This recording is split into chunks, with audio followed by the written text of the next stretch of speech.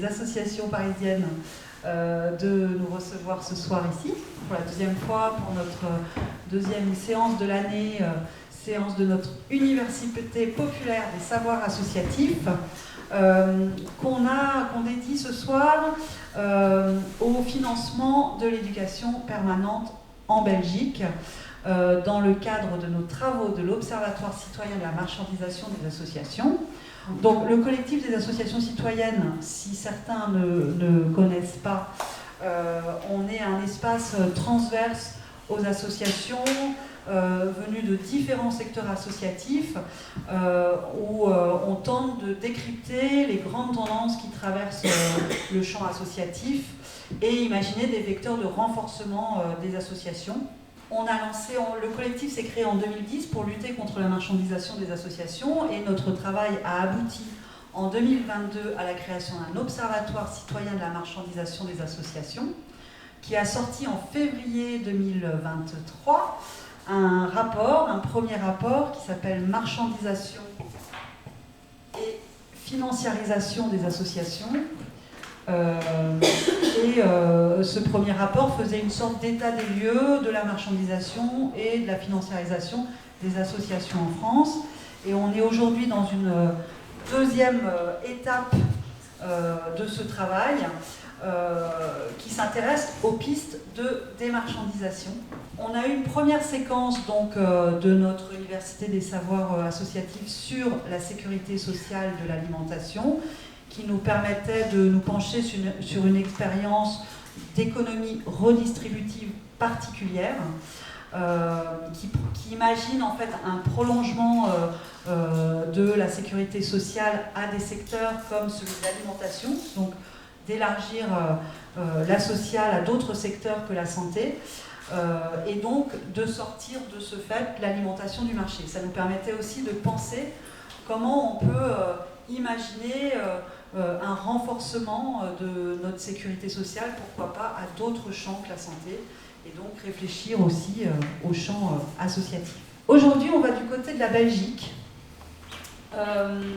et du financement de l'éducation permanente. En Belgique, il y a un décret qui garantit le financement pérenne des associations d'éducation populaire. On dit éducation permanente en Belgique, chez nous c'est l'équivalent d'éducation populaire. Ce décret, il inscrit le rôle critique des associations vis-à-vis des pouvoirs établis. Le premier article de ce décret, il souligne que le développement des associations d'éducation permanente doit viser, je cite, l'analyse critique de la société, la stimulation d'initiatives démocratiques et collectives, le développement de la citoyenneté active et l'exercice des droits civils et politiques, sociaux, économiques, culturels et environnementaux, dans une perspective d'émancipation individuelle et collective des publics. Ces financements pérennes sont appuyés sur une auto-évaluation réflexive tous les 5 ans, dont on verra la mise en application. Nous avions au départ de cette séance 3 invités. Malheureusement, Luc Carton, philosophe qui a beaucoup œuvré à l'amélioration de ce décret, n'a pas pu venir pour des raisons de santé. Donc, je vous présente nos 2 invités. On a Quentin Mortier de l'association SAWB, qui est une association d'éducation permanente, qui a pour mission, là aussi, je cite, j'ai pris...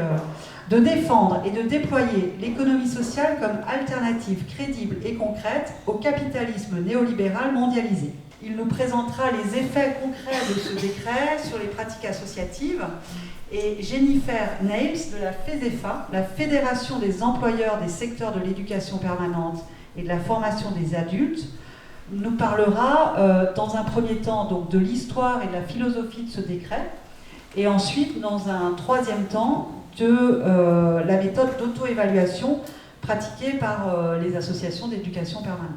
Cet apport particulier, pourquoi on a décidé de faire cette séance, cet apport particulier va nourrir nos réflexions sur d'autres modes possibles de financement que nos appels à projets, de renforcer notre volonté d'obtenir ce qu'on appelle au CAC un socle de sérénité, c'est-à-dire des subventions de fonctionnement.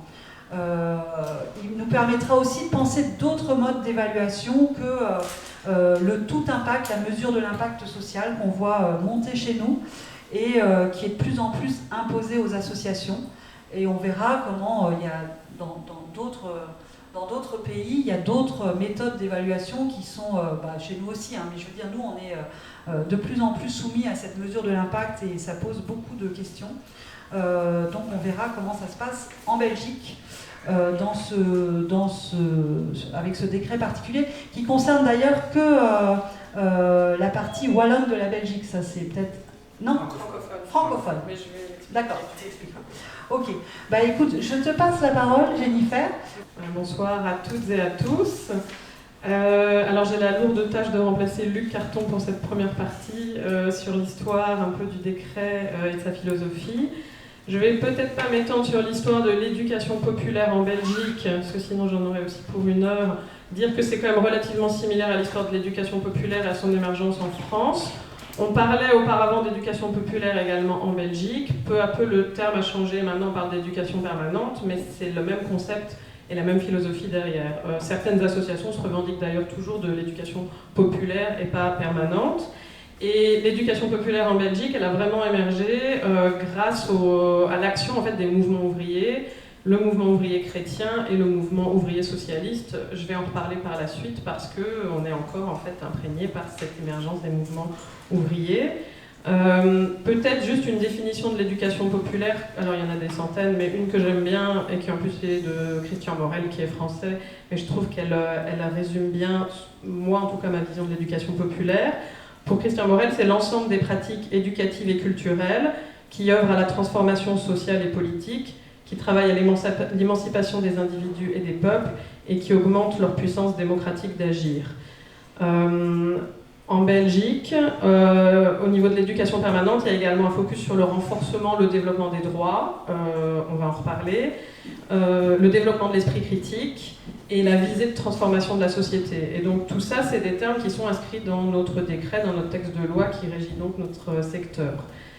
Alors, je vais quand même passer un petit peu en revue historiquement comment le secteur associatif belge francophone a commencé à se structurer et à être subventionné. Ce qu'il faut comprendre, c'est que la Belgique est un État fédéral avec un fonctionnement institutionnel très complexe. Il y a l'État fédéral et puis il y a d'autres types d'entités qui ont des compétences.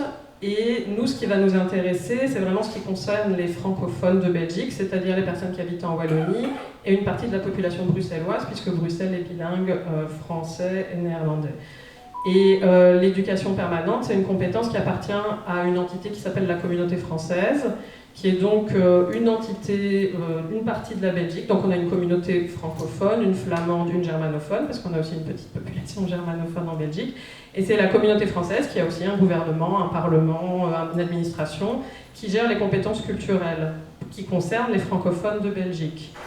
Donc ce qu'on va évoquer maintenant, ça ne concerne pas les flamands ni les germanophones. On a 3 ministres de la culture, et c'est vraiment la ministre de la culture francophone qui gère cette compétence au niveau de la communauté française. Et l'éducation permanente, c'est une compétence culturelle, en fait. Ça fait partie du portefeuille culturel de la ministre de la Culture. Alors, le secteur associatif belge, l'équivalent de la loi 1901 en Belgique, c'est la loi de 1921 sur les ASBL, associations sans but lucratif, relativement similaire à la loi de 1901. 1921, c'est aussi une année importante pour l'associatif en Belgique, puisque c'est la première fois, donc il y a un arrêté royal, donc un texte de loi, qui déclare d'intérêt public et finance les activités complémentaires à l'école. Donc c'est la première fois qu'on finance des activités dites d'éducation populaire. Et jusqu'aux années 60, on a plutôt des financements un petit peu ponctuels d'activités d'éducation populaire, mais pas de financement structurel. Et les choses changent en fait dans les années 70. Dans les années 60, il y a aussi des politiques qu'on appelle de résorption du chômage, c'est-à-dire on crée des emplois subventionnés pour réduire le chômage. Et c'est resté en fait dans les associations. Aujourd'hui, beaucoup d'associations bénéficient d'emplois aidés qui sont devenus structurels en fait. Donc ça, c'est aussi un apport en plus par rapport au décret éducation permanente. Il y a aussi pas mal d'emplois financés dans le secteur associatif. Dans les années 70, donc c'est la création de la communauté française dont je vous parlais, qui prend les compétences culturelles, et c'est le moment où on se dit que l'éducation permanente fait partie du secteur socio-culturel et culturel. Avant, on considérait que ça faisait plutôt partie des loisirs, mais là on dit non, c'est vraiment le secteur culturel. Et c'est le début, en fait, du subventionnement structurel du secteur socio-culturel. Mais ce qui se passe, c'est qu'on le scinde en plein de sous-secteurs. Chaque sous-secteur va avoir une loi, donc on appelle ça un décret en communauté française, qui détermine les critères de financement, d'agrément de ces associations-là. Et donc ça, c'est à partir des années 70. Donc on va avoir un décret pour les centres culturels, un pour l'éducation permanente qui concerne les adultes, un pour les organisations de jeunesse en 1980 qui concerne plutôt les jeunes, un pour les centres de jeunes dont les maisons de jeunes, un pour les bibliothèques publiques, etc. Et c'est le moment où vraiment on commence à avoir ces décrets sectoriels et cette logique de silo où chaque secteur du socio-culturel est financé à l'intérieur d'un texte de loi qui détermine toutes les conditions de subventionnement, et c'est resté comme ça. Le premier décret relatif à l'éducation permanente, il date de 1976, et c'est la première fois qu'on reconnaît vraiment des associations qui mènent un travail d'éducation permanente, et on finance cette action. Et à la manœuvre en fait, de la création de ce décret, c'est notamment surtout le mouvement ouvrier chrétien et le mouvement ouvrier socialiste. Alors, comment ce subventionnement structurel il a été possible et comment ça se fait qu'il a perduré jusqu'à aujourd'hui? Moi, j'ai quelques hypothèses que je vais vous soumettre. Dès le début, les politiques se sont dit que c'est important de déléguer des missions de service public à des associations. Je pense que ça, en France, ça a été le cas aussi. Et ça a été aussi possible parce qu'on a quelque chose de très spécifique en Belgique qui s'appelle la pilarisation. C'est-à-dire qu'historiquement, on a des clivages idéologiques ou politiques, par exemple entre les cléricaux et les anticléricaux, entre les libéraux et les socialistes. Et petit à petit, il y a des piliers qui sont créés et qui structurent la vie en Belgique, même si ça a tendance à un peu changer maintenant. Donc par exemple, le parti chrétien est lié au mouvement ouvrier chrétien, il y a une mutuelle qui est l'équivalent de la sécurité sociale chrétienne, un syndicat chrétien, des organisations de jeunesse pour les jeunes type scout chrétien, des organisations pour les adultes, etc. Et à l'époque en Belgique, une personne rentrait dans un des piliers et il restait toute sa vie. Et voilà, la personne était syndiquée au syndicat chrétien, allait à la mutualité chrétienne, mettait ses enfants au scout chrétien, etc. Et pour les partis politiques, c'était très important d'avoir cette structuration par piliers. Donc eux ont soutenu le fait que des associations soient créées et subventionnées, notamment parce que les associations d'éducation permanente ont aussi été créées pour certaines pour former en fait les cadres du parti, les cadres du syndicat, etc. Il y a encore des associations aujourd'hui qui sont subventionnées pour faire de la formation des cadres syndicaux. Donc il y avait un soutien très fort au secteur de l'éducation permanente à l'époque des différents piliers. Alors après on a eu un pilier écolo aussi. Et on parle parfois du pilier pluraliste qui regroupe un peu tous ceux qui ne se retrouvent pas dans les autres piliers. Mais voilà, ça a tendance à quand même changer aujourd'hui, mais la pilarisation, c'est quelque chose de très important. Il y a aussi quelque chose de très important en Belgique, c'est la tradition de concertation sociale. Donc il y a de la concertation à tous les niveaux.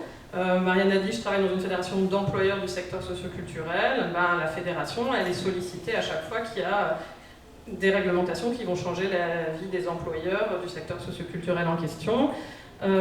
Et donc, dès le début, les politiques se sont dit, ces associations, par exemple les syndicats, c'est important qu'ils soient associés à toute la concertation qui concerne leur secteur. Et vous allez voir que nous, dans le secteur de l'éducation permanente, le secteur il est toujours présent. Dès qu'on va, par exemple, modifier la législation ou quoi, la ministre demande systématiquement un avis au secteur de manière très structurée. Mais la concertation en Belgique, c'est quelque chose de très important. Par rapport au décret en lui-même, et le décret éducation permanente, la base qualitative, comme l'a dit Marianne, c'est l'article 1er, qui en fait est une très belle définition de ce que c'est l'éducation populaire et de ce que doivent faire les associations. Cet article, il a très peu évolué depuis 1976, à part qu'on a rajouté certains droits, comme les droits environnementaux. Donc toi, tu as lu la première partie de l'article, donc moi je peux peut-être continuer avec la suite. Le décret explique qu'il va soutenir les associations qui ont pour objectif de favoriser et de développer, principalement chez les adultes, une prise de conscience, une connaissance critique des réalités de la société, des capacités d'analyse, de choix, d'action et d'évaluation, des attitudes de responsabilité et de participation active à la vie sociale, économique, culturelle et politique. Et la troisième partie de l'article est intéressante aussi. parce que la démarche des associations doit s'inscrire dans une perspective d'égalité et de progrès social en vue de construire une société plus juste, plus démocratique et plus solidaire, qui favorise la rencontre entre les cultures par le développement d'une citoyenneté active et critique et de la démocratie culturelle. Donc on retrouve bien les principes de l'éducation populaire. C'est vraiment l'idée que le pouvoir finance son contre-pouvoir, en fait, puisqu'on doit donner les clés de l'émancipation et de l'esprit critique aux personnes pour qu'elles critiquent la société peut-être et qu'elles essaient de construire quelque chose d'autre. Et cette visée de transformation de la société, c'est vraiment spécifique au décret éducation permanente. Si on lit les autres décrets du socioculturel, comme le décret jeunesse, centre culturel, etc., on parle d'éducation permanente, mais la visée de transformation, elle est très très importante seulement dans le décret éducation permanente. Alors, comment ça fonctionne au niveau du subventionnement des associations? On va essayer de faire ça, de synthétiser. Juste pour vous donner quelques chiffres, aujourd'hui il y a 280 associations reconnues et subventionnées en éducation permanente. C'est les derniers chiffres parce qu'il y a eu des nouvelles reconnaissances annoncées il y a quelques jours. Il y a vraiment une diversité de thématiques de travail, de taille, de public cible, d'impact territorial de ces associations-là qui sont donc en Wallonie et à Bruxelles. Et en tout, en termes de travailleurs, ça représente plus ou moins 2300 personnes à temps plein qui travaillent dans ces associations-là. Alors, le décret s'adresse principalement à des publics adultes. Pour les publics plus jeunes, il y a les autres décrets jeunesse, organisation de jeunesse, centre de jeunes. Un terme important qui est dans le décret aussi, c'est la démocratie culturelle, c'est-à-dire la culture par, pour, avec tous.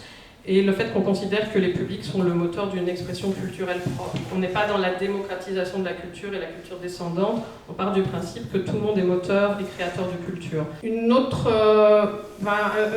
caractéristique des associations du secteur, c'est qu'il y en a beaucoup qu'on dit polysubventionnées, ça veut dire qu'elles ont d'autres types de subventionnement structurel, que ce soit en communauté française, mais aussi au niveau des régions, mais ça peut-être que Quentin va en parler.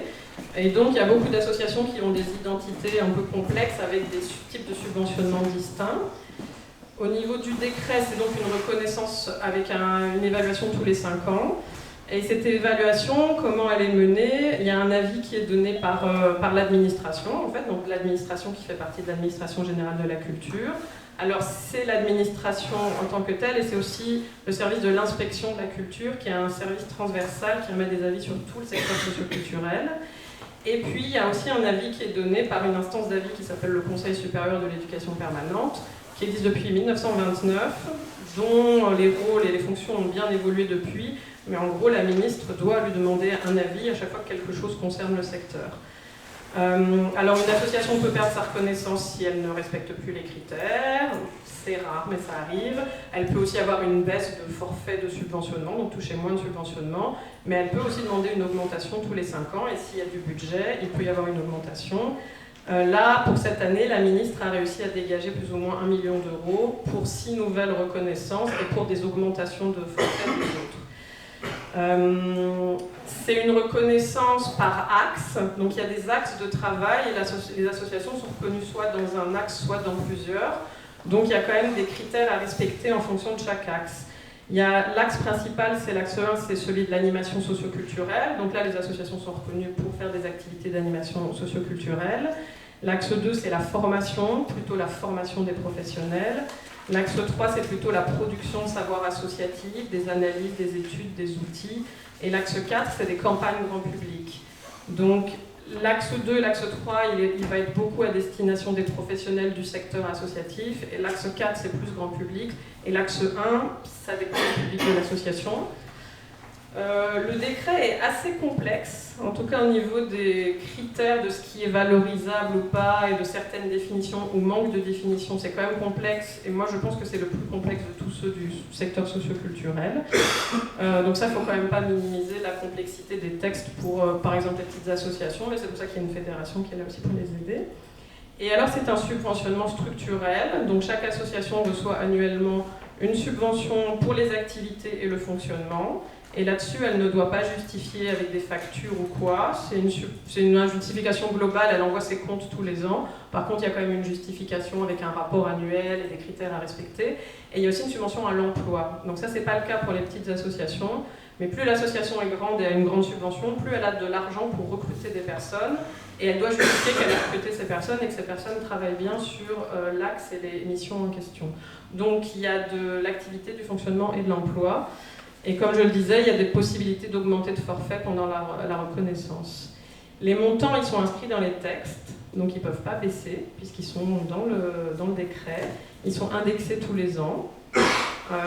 Pas forcément toujours au niveau de l'inflation, mais quand même. Mais ce qu'il faut savoir, c'est que le décret n'est pas financé à 100%, il est financé qu'à 91% des montants, et c'est des négociations politiques pour essayer d'augmenter ça, mais on essaye depuis 10 ans et on n'a toujours pas réussi. Et comme je vous disais, à côté de ça, il y a aussi des aides à l'emploi structurelles, donc les associations ont plusieurs types de postes qui sont subventionnés, donc ça vous donne un peu un panel de tout ce que peut toucher une association. La justification, c'est quand même des critères quantitatifs, c'est des critères qualitatifs, mais tout le reste, les objectifs, les thématiques, la méthodologie, les modes d'action, c'est les associations qui décident comment elles mènent leurs actions. Il n'y a absolument pas, on ne leur impose pas une thématique de travail ou quoi, tout dépend de leur diagnostic de société, de leur public, et donc elles choisissent les thématiques sur lesquelles elles travaillent. Le principe de concertation dont je parlais au début, il est présent aussi dans le secteur. Comme je disais, la ministre doit demander l'avis du secteur à travers le Conseil supérieur. Il y a aussi, si le décret doit être modifié, il faut aussi que le Conseil supérieur donne un avis. Elle se base sur les avis, en fait, également de l'instance d'avis et pas juste de l'administration. Et il y a aussi un espace qui s'appelle le comité de concertation, où sont réunis l'administration, l'inspection, le Conseil supérieur et la FESEFA. Et on se réunit régulièrement, en ce moment c'est tous les mois, pour discuter un peu de la mise en application du décret, des problèmes qui peuvent se poser, etc. Donc la concertation, elle est là en permanence. Je vous ai récolté quelques chiffres. Alors, en Belgique, on a plus ou moins 11 560 000 habitants, donc c'est un petit pays. Et alors, on considère que les francophones de Belgique, mais c'est toujours des chiffres un peu extrapolés, c'est plus ou moins 4 680 000, pas plus. On prend tous les Wallons sauf les germanophones, et on prend une partie de Bruxelles, mais pas tout, parce qu'on sait qu'il y a un peu des Flamands. Mais voilà, c'est une estimation. Donc on est sur 4 680 000, disons. La communauté française, l'entité dont je vous parlais, qui gère les matières culturelles, mais aussi l'enseignement, le sport, elle gère toutes les matières qui sont liées aux personnes, et à leur langue et à leur culture. C'est un budget de 14 milliards. Là-dedans, la culture, c'est un budget de 1 milliard 120 millions. Ça, c'est des chiffres 2022. Mais le noyau dur, parce qu'il y a aussi des choses annexes, c'est 815 millions d'euros. Et le montant des dépenses culturelles, donc le montant des subventions qui sont données à des opérateurs culturels, c'est 446 000 euros. Pardon, 446 millions d'euros. Ça ne serait pas beaucoup. Et dans le secteur, donc dans les dépenses culturelles, les deux plus gros secteurs qui touchent, c'est la jeunesse et l'éducation permanente. Donc plus que les centres culturels, plus que les musées, plus que les bibliothèques. La jeunesse, c'est 80 millions et l'éducation permanente, c'est autour de 70 millions. Et donc le socioculturel, il est extrêmement soutenu et ça donne aussi un peu une idée de ce que c'est les politiques culturelles pour la communauté française. On est beaucoup plus dans des politiques émancipatrices, liées à l'éducation permanente, et pas dans des politiques culturelles, disons, descendantes de démocratisation culturelle. On est beaucoup plus dans une logique d'émancipation, et c'est pour ça que ce sont les deux secteurs qui touchent le plus au niveau de la communauté française. Alors ça, c'est une logique qui est propre à la communauté française. Si on regarde un petit peu les autres entités, par exemple la région wallonne, là, on va être dans des politiques de subventionnement qui sont très différentes. Par exemple, la région wallonne travaille beaucoup sur la mise à l'emploi des personnes. Donc là, forcément, en termes de ce qu'on attend d'une association, ça va être très différent. Mais peut-être que toi, tu vas parler un peu de la région wallonne, justement, un petit peu. Voilà. Merci beaucoup, Jennifer. Et maintenant, Quentin, est-ce que tu peux nous dire quels sont les effets concrètement sur les pratiques associatives de ce contexte de financement-là ? Oui, tout à fait. Et donc, moi, je vais essayer d'illustrer finalement le cadre qui a été décrit par Jennifer en prenant un exemple qui est un exemple que je connais bien puisque c'est celui de l'association que je copilote, que je co-dirige. Donc cette association, c'est une vieille association, elle a 40 ans, elle s'appelle Solidarité des alternatives wallonnes et bruxelloises. C'est une fédération Donc nous, nos membres sont des associations et des coopératives qui sont actives dans ce qu'on appelle en Belgique l'économie sociale. En France, l'économie sociale et solidaire, c'est un peu la même chose. La particularité de cette structure, c'est qu'elle réunit vraiment une très grande diversité de membres. Hein. Donc ces acteurs de l'économie sociale, il y a des très petites structures, il y a des très grosses, il y a des associations, il y a des coopératives, il y a tous les champs d'activité économique possibles, puisque l'économie sociale est réalisable dans toute l'économie. Et donc, tous ces acteurs se retrouvent, enfin, en tout cas, 130 de ces acteurs se retrouvent comme membres de SAOEP. La particularité aussi de cette structure, c'est qu'elle est, comme l'a dit Jennifer, elle est polysubventionnée. Donc, elle a des ressources multiples venant de différentes origines, dont l'éducation permanente, qui dépend du régime de la culture, et c'est important de comprendre ça, c'est le registre de la culture, donc les termes utilisés dans les décrets, dans les justificatifs, dans les discussions avec les inspections, c'est la démocratie culturelle, c'est les droits culturels, c'est l'éducation permanente. Et un autre type de subventionnement que nous avons, c'est aussi un financement structurel, c'est celui d'agence conseil. Donc, agence conseil, c'est-à-dire qu'on va pouvoir aider des entreprises d'économie sociale à se développer. Et donc là, on est beaucoup plus dans un registre de type économique. Donc, on parle de plan financier, on parle de développement, d'emprunt, d'activité économique, de remboursement. Enfin, c'est un autre monde. Et effectivement, le financeur est autre, c'est la région Wallonne. Donc, on a comme ça dans les acteurs étatiques belges, des registres différents, et nous, on est à la croisée un peu, à la fois dans nos financements, mais aussi dans nos activités, puisqu'on va développer des activités à la fois d'accompagnement d'entreprises, mais aussi des activités d'éducation permanente, où on va être beaucoup plus dans une réflexion critique. Je vais essayer d'illustrer, en fait, en prenant des exemples de ce que nous faisons à l'intérieur de ce cadre d'éducation permanente. Peut-être encore quelques infos sur la structure, c'est que, et ça c'est un effet finalement de l'éducation permanente, c'est qu'elle était auparavant organisée de manière assez classique, c'est-à-dire assez hiérarchisée, en interne. Et en fait on donnait des formations sur la gestion participative. Et puis on s'est dit, mais grâce à l'éducation permanente, puis on s'est dit, mais on ne peut pas continuer à l'extérieur, développer un discours et une incitation sans faire évoluer nos pratiques. Et donc récemment, il y a eu toute une réflexion qui a impliqué toute l'équipe, et donc on est arrivé à une gestion très participative, qu'on appelle horizontale.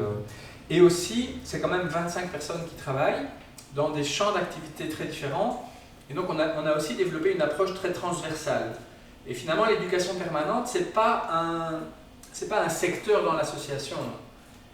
Enfin, auparavant, c'était un petit peu ça. Chacun faisait un peu ce pourquoi il était payé, quoi. Donc, les financeurs nous influençaient beaucoup en disant, voilà, toi, tu es en charge de l'éducation permanente, donc c'est ça ton registre, vas-y. Et finalement, on discutait peu avec ses collègues. On est maintenant beaucoup plus dans une approche transversale où l'éducation permanente rejaillit dans toutes nos activités, y compris peut-être dans l'accompagnement d'entreprises et de coopératives dans des logiques plus économiques. Donc on a tenu compte de ça. On est aussi membre du Conseil supérieur de l'éducation permanente, donc qui est cette instance qui permet aux acteurs eux-mêmes de participer aux politiques publiques d'abord, puisqu'on remet des avis sur les nouvelles politiques publiques qui touchent à l'éducation permanente et à la culture, et aussi à l'autorégulation, je dirais, du secteur, puisqu'on remet des avis sur les dossiers. On a accès aux dossiers justificatifs de nos autres associations, qu'on connaît plus ou moins. On doit on doit être garant un peu du respect du décret, quoi. Dernière info sur ce que nous sommes, c'est aussi des chiffres. Donc en ce qui concerne SAOEB, en 2022, le total de la subvention était de 318 000 € sur 1 830 000 de ressources, donc 17% de nos financements provenaient de l'éducation permanente. Alors j'avais vu des chiffres que la plus petite subvention c'était 7 000 €, la plus grande 2,8 millions. Donc c'est très divers, il y a des structures qui vont chercher à l'éducation permanente des petits montants, Il y a des structures qui sont vraiment très massivement financées par l'éducation permanente, mais avec alors un volume d'activité très important. Nous, on se situe entre les deux. Alors, cette structure, pendant longtemps, c'est une fédération, donc elle cherche en fait à promouvoir l'économie sociale, c'est-à-dire à convaincre du bienfait de ce type d'approche.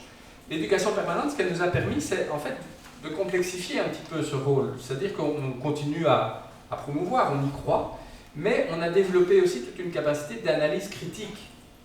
Et donc on n'est plus uniquement d'analyse critique à la fois du cadre économique, de la société, des politiques publiques, du capitalisme. Enfin, on peut critiquer beaucoup de choses auxquelles on participe, oui aussi, en tant que citoyen, on est pris dans un système. En tant qu'acteur collectif, l'économie sociale cherche un peu à s'en extraire, mais parfois n'y arrive pas. Et donc, on a développé quand même une capacité de pas simplement être dans la promotion, mais vraiment d'être dans une capacité d'analyse critique du système, mais aussi des pratiques de l'économie sociale elle-même. Quand j'ai des nouveaux collègues qui arrivent et qu'on embauche pour l'éducation permanente, je leur explique parfois que finalement notre action, elle consiste en 3 temps. Le premier temps, c'est développer une analyse critique de la société, où on déconstruit un petit peu la société. Le deuxième temps, c'est de proposer et d'expérimenter. Donc si on ne fait que de critiquer, on peut le faire, mais notre rôle à nous, c'est non seulement de critiquer, mais c'est aussi de participer à la construction, à la proposition d'activités, de nouvelles visions, de nouveaux rôles. Donc ça, c'est de la construction. Et puis, le troisième temps, par rapport à cette construction, c'est de continuer l'analyse critique. C'est-à-dire de ne pas en rester à juste l'économie sociale va sauver le monde, il suffirait de... Non, l'économie sociale elle-même doit faire un travail sur elle-même pour continuer à progresser. Donc ça, c'est ce que j'essaie d'expliquer à mes collègues. Je lisais un texte de Eric Olin Wright, qui est un sociologue américain, qui a écrit notamment un bouquin qui s'appelle Utopie réelle, qui réfléchit à comment dépasser le capitalisme, et lui aussi proposait un travail en 3 temps. Je le cite, il disait « Élaborer une évaluation et une critique systématique du monde tel qu'il existe », premier temps. Deuxième temps, envisager des alternatives viables. Et troisième temps, comprendre les obstacles auxquels se heurte tout projet de transformation, mais aussi ses possibilités et ses dilemmes. Donc voilà 3 temps qu'on reprend un peu à notre manière. Je vais maintenant être vraiment très concret en vous donnant une thématique sur laquelle on a travaillé. On constatait que la question de la gestion dans le champ de l'économie sociale, et donc la gestion dans les associations, était un thème qui était très peu traité par les associations elles-mêmes, par les acteurs, par les financeurs aussi. Mais pourquoi ? Parce qu'on considère que la gestion, quand on en arrive à ce sujet, on considère que la gestion de l'économie sociale, c'est la même que la gestion d'une entreprise classique. Probablement trop souvent, c'est ce qu'on considère. C'est qu'on n'a qu'à s'inspirer finalement, la gestion, il n'y a qu'une gestion, c'est la gestion mise en œuvre par des acteurs économiques. Donc nous, on constatait ça et on n'était pas forcément d'accord avec ça. Aussi, puisqu'on était un acteur d'accompagnement, on avait aussi un peu une réflexion critique sur nous-mêmes, quels étaient les outils qu'on utilisait quand on faisait de l'accompagnement. Est-ce qu'un plan financier, c'est toujours le même ? Est-ce qu'un plan financier d'une entreprise capitaliste, c'est la même chose qu'un plan financier d'une entreprise d'économie sociale ? Peut-être pas. Et donc on s'est emparé de ce sujet. Alors souvent ça vient par... il y a à la fois de la planification, on décide de choses, et puis c'est parfois aussi des petites activités qui font qu'à un moment donné on se dit mais là on tient un sujet qu'on va traiter pendant plusieurs années alors. Et ça c'est l'avantage de ce type de financement, c'est que on ne doit pas annoncer à l'avance, ou si ce qu'on doit annoncer à l'avance, c'est un cadre, ce n'est pas le détail, hein. On n'est pas pris dans des cadres de logique, dans des financements avec des indicateurs à l'avance. On a un cadre, si on est accepté, on le met en œuvre, et c'est par après qu'on dit ce qu'on a fait et ce que ça a produit. Donc on a une liberté de développement vraiment très, très exceptionnelle, parce que rares sont les financeurs qui permettent de faire ça. Et donc, après une réflexion en interne, après une réflexion aussi à l'écoute de nos membres, on a croisé par exemple Philippe Hainaut, qui est un professeur ici à Paris, qui avait mené toute une réflexion sur ce qu'il appelait la gestion solidaire, une autre gestion. Donc on l'a rencontré, on a fait une interview avec lui, on a lu son bouquin, on a fait une interview, et quand on fait ça, c'est de l'énergie, c'est du temps, on peut publier, on peut produire ce qu'on appelle une analyse. Donc on est reconnu, nous, dans un axe qui sont des publications. Et donc on publie, ça veut dire qu'on est enrichi nous-mêmes, mais on diffuse aussi le résultat de cette interview. On l'a invité aussi à venir en Belgique.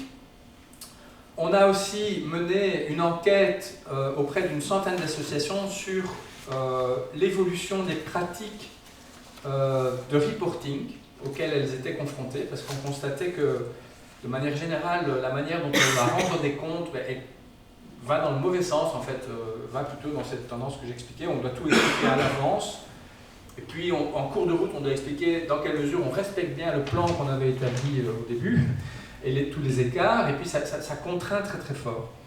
Et donc on a fait une enquête pour essayer de vérifier si ce que nous on sentait était partagé par les associations, ce qui était le cas. Donc on a fait un colloque, une journée de réflexion autour de ça.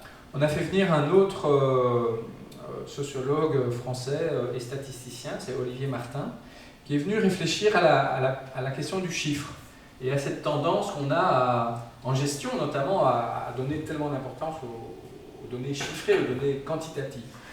Donc voilà, de différentes manières, à nouveau, on l'a fait venir, il a fait un exposé, on a fait des petits ateliers aussi un peu ludiques avec les participants pour se rendre compte, en fait, prendre un peu conscience de cette évolution.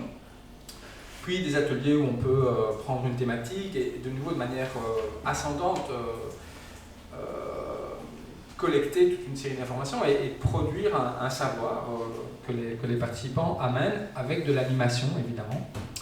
On a aussi fait venir Roland Gori, que vous connaissez sans doute, qui a beaucoup réfléchi à cette question-là. On a aussi entamé une recherche-action. Donc ça, c'est un processus beaucoup plus long qui nous a pris 2 années. Et de nouveau, recherche-action, c'est une activité qui peut être justifiée en éducation permanente et qui consiste de nouveau à produire des savoirs, mais de manière participative, donc en associant les acteurs. Et donc dans ce cas-ci, on avait réuni 5 à 6 associations, et plus précisément des gestionnaires dans ces associations.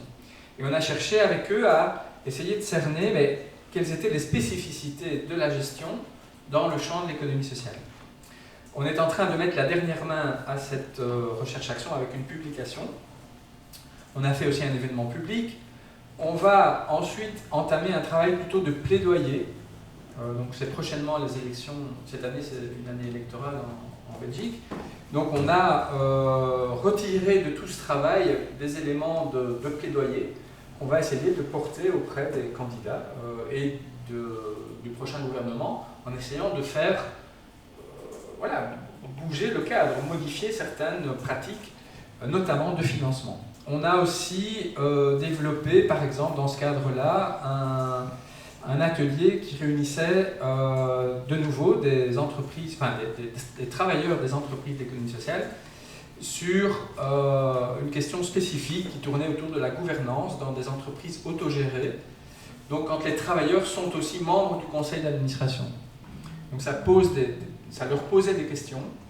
Et donc on a là un rôle d'animateur. C'est pour montrer toute la diversité des activités qui sont possibles sous un même thème et qui viennent en avançant, on imagine des nouvelles choses et en fait cette thématique n'est pas complètement aboutie, on va encore continuer à faire des choses. Alors, si je dois tout doucement conclure, je voudrais le faire en 2 temps.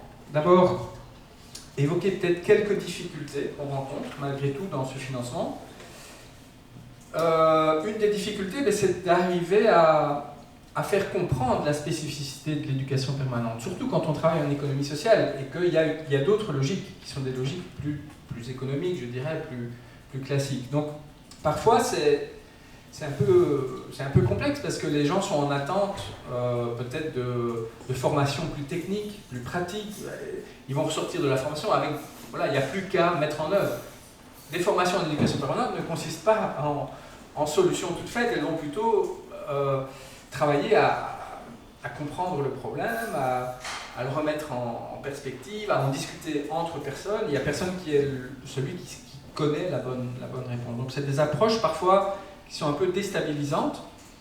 Il y a quand même une logique générale, sociétale, qui pousse à plutôt voilà, essayer d'avoir des réponses immédiates. Je pense qu'il y a un problème avec le temps aussi, le temps qu'on a dans les associations pour ce genre. Ce sont des logiques qui prennent du temps. Donc il faut avoir en quelque sorte le luxe de s'engager dans des démarches comme celle-là. Et donc parfois on a des difficultés aussi à à capter le public parce qu'il est hyper sollicité, il est hyper pris par ses activités quotidiennes. Et donc cette proposition parfois rencontre des difficultés à réunir un public. Par contre, quand le public vient, les retours qu'on a sont toujours assez extraordinaires et encourageants. Ça nous pousse à poursuivre parce que la plupart des gens sont vraiment très enrichis et satisfaits par la démarche. Peut-être qu'une autre difficulté, c'est la question de qu'est-ce que ça produit. Donc ce qui est sûr, c'est que ça produit un financement assez génial, parce qu'il est structurel, parce qu'il est structurant, parce qu'il travaille sur l'autonomie, sur l'auto-évaluation, parce qu'on sent qu'on est vraiment dans un dialogue très intéressant avec les pouvoirs publics. Il y a une politique publique qu'on met en œuvre et il y a une espèce de symbiose. C'est très rare qu'on ait ça, parce que par ailleurs on a quand même beaucoup de discussions et beaucoup de critiques avec les membres des cabinets, avec les élus, avec l'administration, avec les inspections, parce qu'ils ne nous comprennent pas finalement, ils ne comprennent pas la spécificité de l'action associative. Là, on est vraiment face à des acteurs avec lesquels on est en phase. Donc ça, c'est très riche, mais on peut se poser la question quand même de ce que ça produit. Alors il y a une hypothèse à laquelle je pensais justement par rapport à ces élections qui approchent. C'est vrai que la Belgique francophone est assez, et j'espère que les prochaines élections ne vont pas nous contredire, mais est assez exceptionnelle, notamment en faible développement des élus d'extrême droite. Donc il y a contrairement à la Flandre qui bascule quand même très fortement, comme d'autres pays européens, vers des tendances d'extrême droite, la Wallonie et la partie de Bruxelles résistent en fait. Et donc, voilà, on pourrait, mais je n'ai aucune preuve de cela, mais on pourrait se dire que cette particularité du financement de l'éducation permanente et toute cette diversité, parce que là, moi je vous ai parlé de ce que je fais moi, mais il y a, comme ça a été dit, 280 associations qui toutes développent une multitude d'activités. Donc c'est quand même une force de frappe assez importante, et donc on pourrait poser l'hypothèse, resterait à le justifier, enfin à le démontrer, que ça joue un rôle. Donc en conclusion, c'est vraiment un financement génial, comme je l'ai dit. On espère, nous, vraiment que cette logique puisse être élargie à d'autres acteurs. Donc qu'en Belgique, certains financeurs s'inspirent de ce financement. Évidemment, il est très spécifique, donc c'est pas gagné d'avance, mais on aimerait bien élargir ces bonnes pratiques. Et il est certain que par rapport au cadre de la discussion de ce soir, par rapport à la lutte contre la marchandisation des associations, c'est un outil génial, parce que c'est un financement public qui permet de critiquer les politiques et les actions de l'État. Donc c'est un rêve mis en œuvre. Voilà, merci. Avant d'enchaîner sur le débat, peut-être on revient sur la question de l'auto-évaluation et comment elle se pratique. Oui, donc on va conclure là-dessus. Et donc, comme je vous disais, la justification de la subvention en éducation permanente, il y a quand même un côté quantitatif. Donc, il y a tous les ans un rapport annuel à déposer avec plein de critères quantitatifs. Là, on est plus dans le contrôle des normes et la vérification par l'administration que les critères sont bien là. Et tous les 5 ans, il y a une évaluation à déposer. Et dans ce cadre-là, il y a une auto-évaluation réflexive qui doit être menée par l'association. Donc, c'est nouveau, c'est depuis la réforme du décret en 2018. L'association doit fournir le résultat de cette auto-évaluation et on est vraiment plutôt sur le sens et les valeurs de l'action et son adéquation avec l'article 1er qu'on a déjà évoqué. Comme l'article 1er, il peut être assez complexe parfois à la lecture, mais l'idée n'était pas de le modifier, il y a les acteurs de la concertation donc ont réfléchi à une circulaire qui préciserait ce qu'on entend derrière en posant 4 questions et en se disant si les associations répondent partiellement ou complètement ou comme elles veulent en termes d'intensité, mais à ces 4 questions-là, alors c'est là qu'on peut apprécier si elles respectent vraiment l'article 1er du décret. Et cette circulaire, Luc Carton travaillait à ce moment-là à l'inspection, il a été beaucoup à l'œuvre de cette circulaire.